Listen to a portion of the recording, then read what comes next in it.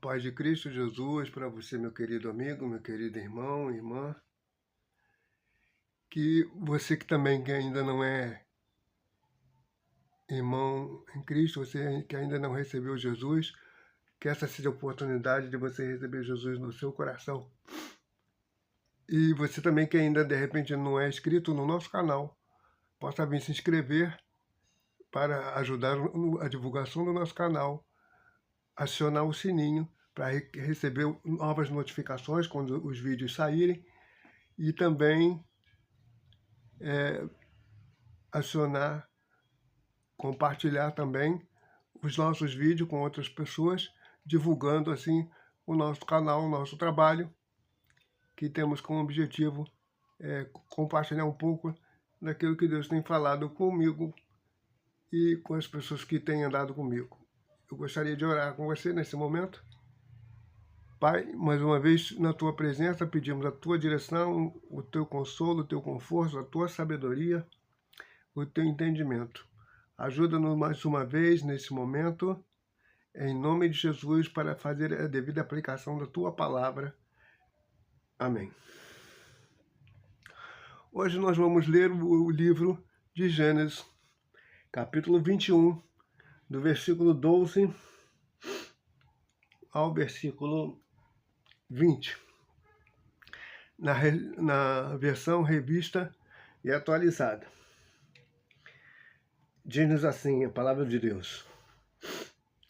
Disse, porém, Deus a Abraão, não te pareça isto mal aos seus olhos, pelo fato de Sara querer que Agar vá embora com o seu filho. Porque eu abençoarei a tua descendência.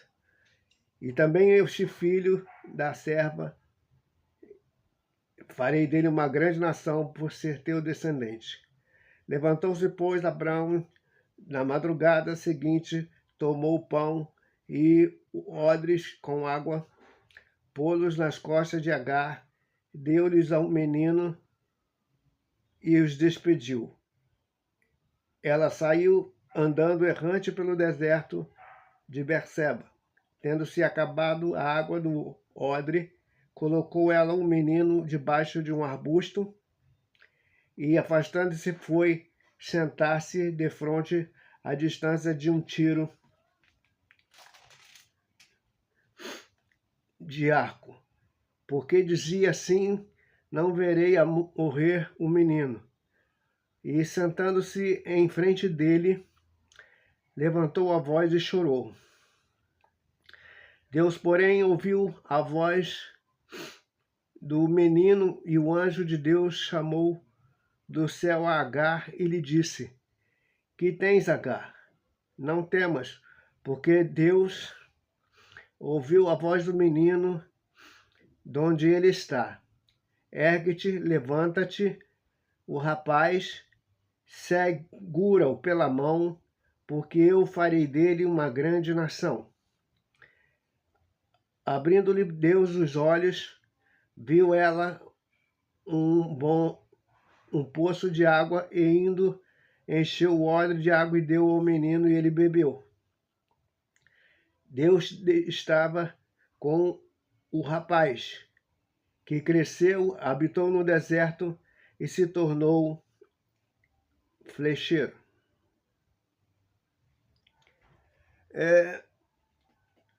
Na realidade, essa história, essa passagem, começa lá com Abrão, no capítulo 12, quando Deus escolhe e lhe faz promessa de torná-lo grande, fazer o seu nome grande, fazer o seu nome conhecido e fazer dele uma grande nação. Mas Deus também fala para ele, anda na minha presença e ser perfeito. Deus fala para Abrão que aqueles a quem ele abençoasse seriam benditos, e aqueles a quem Abrão amaldiçoasse seriam malditos. Então Deus vai falando para Abrão, dizendo que em ti serão benditas todas as famílias da terra. Em ti serão abençoadas todas as famílias, todos os povos, todas as nações. Então, se ele fala todos, é todos, não há exceção. Mas todos não significa todos, a nação inteira. Significa representantes daquela nação. Serão alcançados, serão benditos, serão prósperos, serão abençoados na bênção de Abraão. E aqui, então, Deus tem um desejo de abençoar os povos e as pessoas. E nós vemos que com os antigos esse costume da bênção, né? E que com o tempo foi se perdendo. E já nas nossas décadas aqui, talvez de 60, 70, 80, já não existisse mais em nosso meio, muito difícil. Os filhos já não pediam bênção aos pais, aos avós, aos tios, aos superiores, aos professores, aos pastores, aos padres. Às vezes há uma certa reverência em relação a algumas dessas pessoas, mas não pediam a bênção. Não diziam, me abençoa, a sua bênção, meu pai. A sua bênção, meu tio. A sua bênção, minha mãe. E mesmo assim, o pai e a mãe também abençoavam o filho quando isso acontecia, ou quando isso em algumas famílias ainda acontece. Eu não creio que tenha acabado de tudo. Mas é uma bênção que eles oferecem, uma bênção corriqueira, uma bênção costumeira, uma bênção cotidiana. Não uma bênção determinante, não uma bênção definida, não uma bênção esclarecedora, não uma bênção direcionada, como Deus faz com Abraão e queria, esperava que ele fizesse com os seus filhos, com a sua descendência, e deixasse para os outros povos. E a gente vai ver, então, que eles prezavam tanto também essa questão da bênção, que Jacó vai enganar o irmão, enganar o pai, porque ele quer receber essa bênção para ele. Porque só tinha direito de costume na época que a bênção era dada ao primogênito. E o primogênito, no caso de Jacó e Esaú, era Esaú. Então Jacó engana seu pai Isaac e o seu irmão Esaú e toma-lhe a bênção. E quando Esaú chega com a caça que o seu pai havia pedido, o animal, o alimento, o guisado,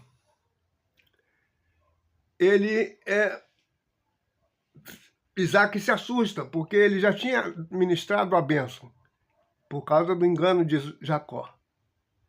E aí Esaú se desespera, Esaú se descontrola.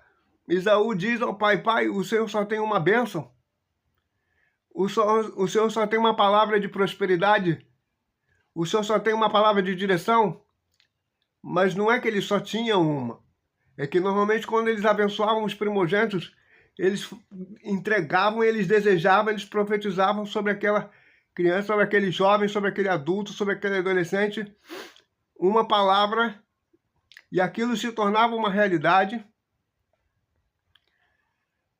na vida daquelas pessoas, muitas vezes, se não todas as vezes, e aquelas palavras que eles declaravam, elas não poderiam ser repetidas. Poderia haver uma outra manifestação de bênção sobre uma outra pessoa, com a exceção daquelas coisas que haviam sido ditas anteriormente. Ele não poderia desejar a mesma casa, o mesmo carro, a mesma nação, a mesma prosperidade, o mesmo lugar para os dois filhos. Algo que ele desejasse para um, não poderia abençoar o outro com a mesma coisa. Teria que ser algo específico, algo direcionado. Então, nós vemos nesse texto, e lá então em Gênesis 12, 3, é que Deus fala aquela palavra: vou abençoar os que te abençoarem e amaldiçoar os que te amaldiçoarem. E aí eles ficam debaixo dessa profecia, debaixo dessa bênção. Mas aí aqui o texto, Deus havia prometido abençoar o primogênito de Abraão. E o primogênito, se a gente for olhar, o primogênito mesmo de Abraão era Ismael e não Isaac. Mas com o primogênito de Abraão, com Sarai, ou Sara, é Isaac e não Ismael. E a promessa de Deus então era para Abraão, Sara e Ismael e Isaac. Ismael foi um acidente do percurso, vamos dizer assim. Então, quando Isaac está aniversariando ali, eles estão fazendo uma festa, talvez o garoto estivesse fazendo uns 2 anos de idade, Ismael estivesse ali com os seus 16, 17, 18 anos, a gente não sabe a idade dos dois, o texto não declara, não fala nada sobre. E aí Sarai diz, ó, manda a escrava embora com o filho, porque eles não vão poder herdar junto com Isaac, meu filho. Até o momento que Sarai estava se beneficiando de Agar e do filho, ela ficou. Mas quando ela começou a sentir uma ameaça, quando aquele Ismael e aquela Agar se simbolizava para ela a ameaça, ela disse, vai até Abraão e diz, manda eles embora. Tira eles daqui. Envia-os para outro lugar. E aquilo pareceu duro, pesado ao coração de Abraão. O texto nos fala isso, mas Deus atesta, Deus confirma essa palavra de Sarai. Mas Deus dá um consolo e uma promessa também para Abraão. Ele reforça a promessa e diz, Abraão, como Ismael é teu filho, eu também farei dele uma grande nação, eu também farei dele um grande povo. Eu também o abençoarei, porque ele é teu descendente. E eu tinha prometido a você abençoar a sua descendência. Então, Deus consola Abraão, naquele momento difícil, rápido, sem muita reflexão. A gente não sabe, a gente lê o texto aqui também, ele dá aquela ideia de imediato e, de uma certa forma, época, ele diz que da madrugada, ou seja, no dia seguinte, já de manhã cedo, Abraão tomou as providências necessárias para isso. Preparou bastante pão para eles comerem durante o caminho, já que Agar era uma mulher que havia vindo do Egito. Ela sabia o caminho de volta, ela sabia como chegar lá. Abraão também sabia o tempo. E ele sabia que quando eles foram e eles voltaram dali, eles vieram com animais, eles vieram com peso, eles vieram com crianças, eles vieram... Então o passo foi menor, o passo foi mais demorado. Eles tiveram que acampar mais vezes. Agar era só ela e Ismael. Então, para eles acamparem, seria menos tempo. Para eles se abrigarem ou pararem, em algum momento seria menos tempo. Eles poderiam andar mais rápido, eles poderiam andar mais acelerado. Eles poderiam encontrar alguém, com algum conhecido pelo caminho, ganhar uma carona, ganhar um auxílio. Mas o texto diz que Agar, quando sai da casa de Abraão, ela tem dificuldade de encontrar o caminho da sua casa, da sua terra natal. Porque o texto diz que ela anda desordenada, desorientada. Ela está desequilibrada. O que será agora da minha vida? O que será agora da vida do meu filho? Essa é uma realidade. E ela, sendo egípcia, escrava, agora semi-viúva, vamos dizer assim, ou uma mulher repudiada, né? Triste, sem marido, sem liderança, sem segurança, mas sobre ela estava uma promessa. Não era uma promessa de Abraão, não era uma promessa do faraó, era uma promessa do Deus dos exércitos. Havia prometido provisão e sustento e cuidado para ela e para o seu filho. E não era por alguns meses, não era por alguns anos. Era uma promessa de prosperidade futura, até o fim dos dias dela e dele. Ou seja, ela haveria de ver os netos, os bisnetos, talvez. Ismael haveria de ter filhos, de ter netos também, e vê-los. Então, havia uma palavra de Deus, de bênção, de verdade, sobre a vida de Agar e sobre a vida de Ismael. Havia uma bênção divina, não era apenas uma bênção humana. Porque Abraão os fez sair rápido de casa por causa da Sarai, e nem o texto não fala dele ter falado nada, nem para Agar e nem para o seu filho, nem como se despediu direito, mas fala que o Deus de Abraão abençoou Agar e abençoou Ismael. Que o Deus de Abraão tinha e tem uma bênção para Agar e tem uma bênção para Ismael. Eles não estavam desprevenidos de tudo, porque Deus tinha para eles uma palavra, uma promessa, um futuro guardado. Então o texto vai falando, no versículo 16, dessa escrava, dessa Agar, dessa mulher, da sua situação. Vai falando do menino, a gente já viu aqui mais ou menos a idade que ele tinha. Só que eles começam a andar errante no meio do deserto, desgovernado, e aí parece que o pão acaba, a água também acaba. E ela diz, então, aí a perspectiva dela, a situação daquele momento, foi uma situação, uma perspectiva de morte.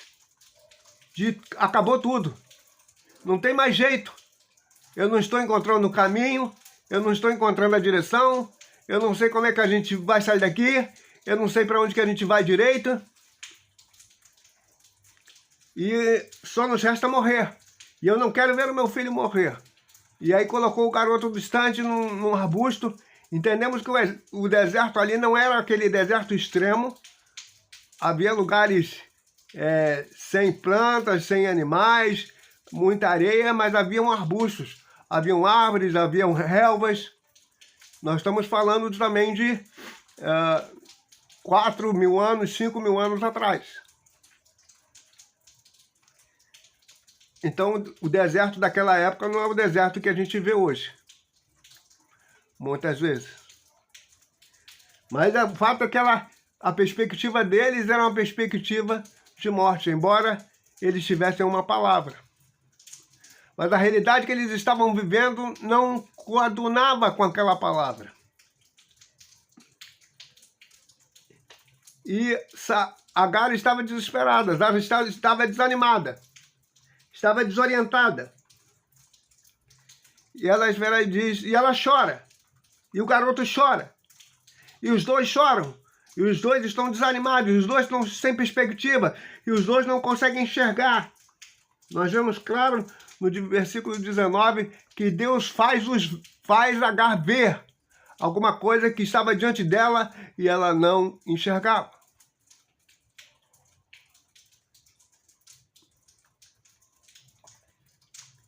Porque algumas situações nos fazem ficar assim, bloqueiam a nossa visão, bloqueiam a nossa percepção, bloqueiam o nosso entendimento, bloqueiam o nosso discernimento, bloqueiam a nossa sabedoria, bloqueiam o nosso conhecimento. Ela conhecia o caminho, ela sabia como chegar no Egito, na sua terra. Mas ela estava desorientada, ela estava em depressão, ela estava sem perspectiva, ela estava olhando as coisas diante dela reais, de morte, perspectiva de morte.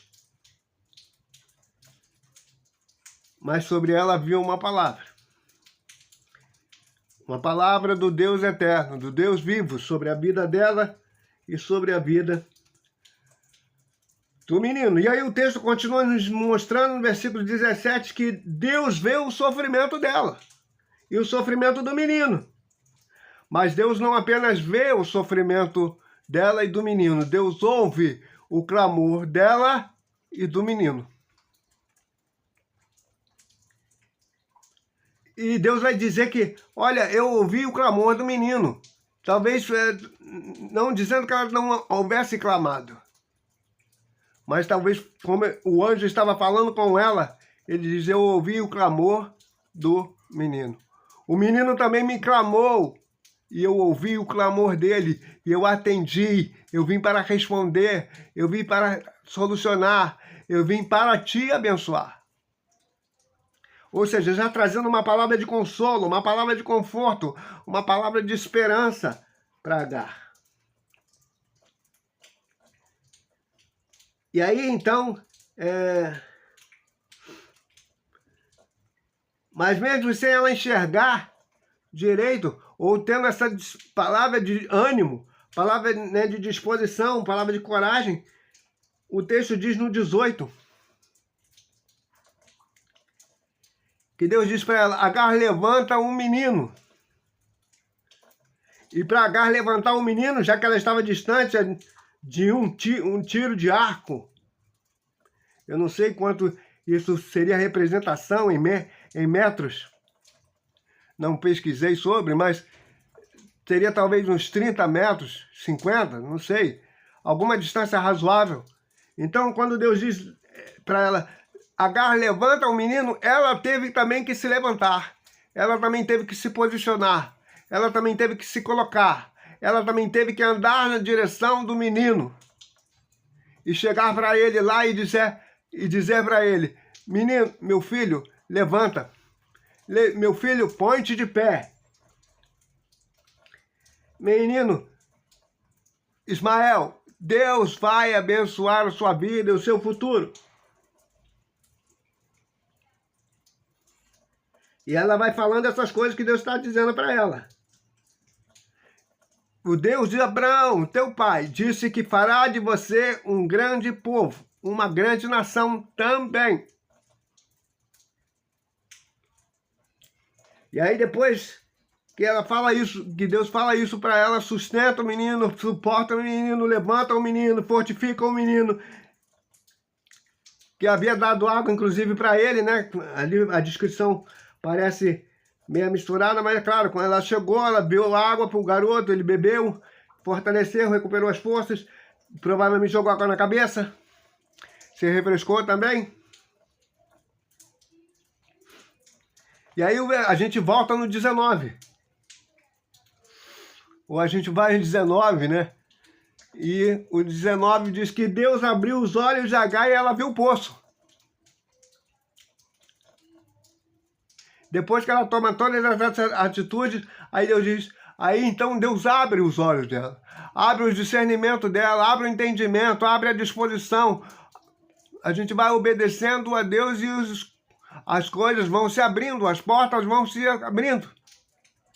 À medida que nós vamos obedecendo a palavra e a bênção do Senhor. E aí ali ela abriu, ela viu aquele poço, ela encheu o odre, ela deu água ao garoto, ela banhou, ela refrescou. Mas não para aí. Porque o versículo 20 vai dizer que Ismael foi abençoado. Pela mãe? Sim. Mas a bênção maior sobre ele era a bênção de Deus. Talvez por Abraão lá no seu canto, sim. Mas a bênção maior sobre ele era a bênção de Deus. O versículo 20 ainda vai dizer que Ismael cresceu. Ou seja, Ismael se desenvolveu. Então, diz que Ismael então não morreu. Porque se ele cresceu, se ele desenvolveu, ele não morreu. Então, olha, Deus já guardando, já prosperando, já desenvolvendo, já executando a sua promessa. Diz ainda no versículo 20 que Ismael viveu no deserto, num lugar impróprio, inadequado, dificultoso, mas Ismael viveu exatamente nesse lugar porque a bênção de Deus era sobre ele.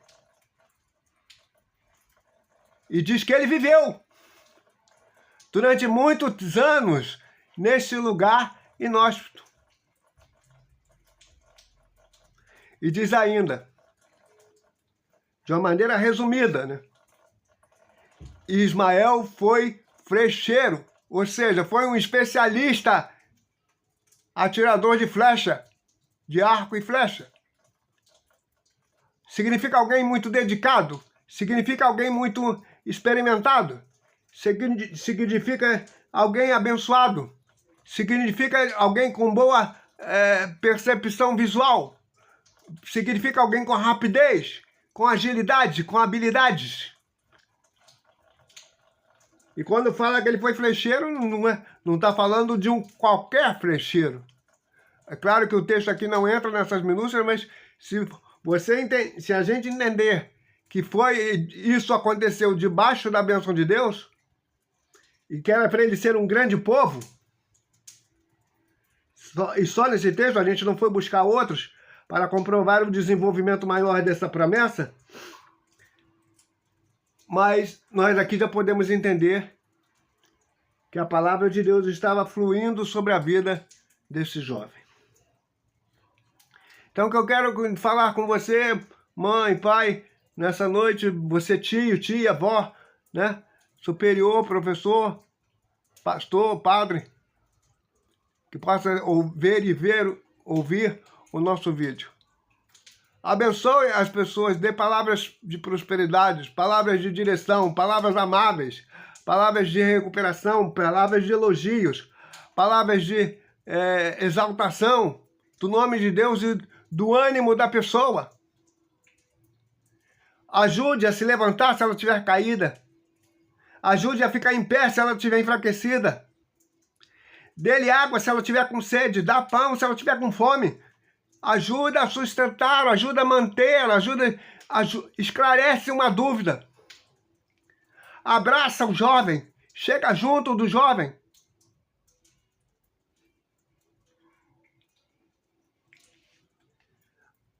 Há diversas maneiras de abençoar as pessoas. E aí você tem que descobrir diante de Deus como é que Ele quer. Como é que Deus quer que você abençoe as pessoas. Como é que Deus quer que você faça das pessoas uma grande nação. Como é que você quer que a palavra de Deus se cumpra. Porque a palavra de Deus se cumprindo quando você faz, eu e você fazemos isso também. Porque Ele disse, vou abençoar os que te abençoarem e vou amaldiçoar os que te amaldiçoarem. É desejo de Deus que nós abençoemos outras pessoas. É desejo de Deus que eu abençoe você. Porque quando eu abençoo você, Ele diz que vai me abençoar. E é desejo de Deus que você me abençoe, porque quando você me abençoa, Deus vai te abençoar também. É promessa dele. Não é simplesmente um trocadilho, não é simplesmente um favor, é uma promessa. Então, que o Senhor nos abençoe e nos direcione nessa tarde e noite. Em nome de Jesus, vamos orar. Pai, mais uma vez te agradecemos pela tua palavra. E que essa tua palavra de bênção e prosperidade sobre a vida das pessoas, sobre a vida das famílias, sobre os lares, e que as pessoas estejam discernindo quais palavras elas devem colocar sobre os seus filhos e declarar palavras abençoadoras e de paz e de alegria, e de conforto, de consolo sobre a sua família, sobre os seus familiares, sobre os seus entes queridos, até pessoas desconhecidas. Porque o Senhor diz que abençoaria todos. O desejo do Senhor é abençoar a todos, é alcançar a todos. Mesmo que nem todos queiram ser alcançados. Mesmo que nem todos concordem em ser alcançados. Ou queiram um compromisso com esse alcance dessa bênção.